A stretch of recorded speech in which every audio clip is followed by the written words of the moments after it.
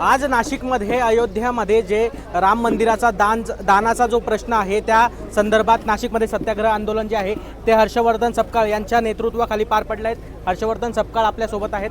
काय सांगाल, आज या ठिकाणी आंदोलन पार पडले, अनेक काँग्रेसचे जे पदाधिकारी असतील, कार्यकर्ते असतील, काँग्रेसचे यामध्ये सामील झालेले आहेत, काय नेमकं? राम मंदिर मधला घोटाळा जो आहे त्या घोटाळ्यातील दोषींवर कारवाई झालीच पाहिजे।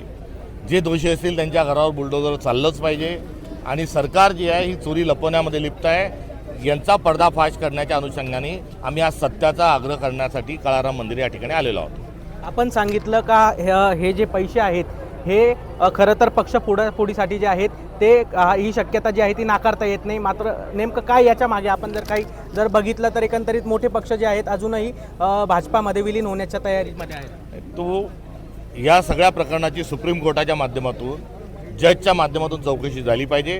त्यामुळे पैसा चोरला कुठून, पैसा कोणाकोणाचा होता, तो वापरला कुठे कुठे गेला हे स्पष्ट होईल आणि हा पैसा फोडाफोडीमध्ये वापरला जाण्याची शक्यता नाकारता येत नाही।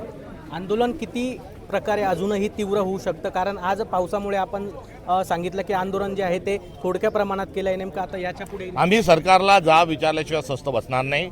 आम्ही हा जनाजनापर्यंत मनामनापर्यंत हा लढा घेऊन जाऊ आणि असा भ्रष्टाचार करणाऱ्या आणि तसा भ्रष्टाचार करणाऱ्या दोन्हींनाही आम्ही सोडणार नाही।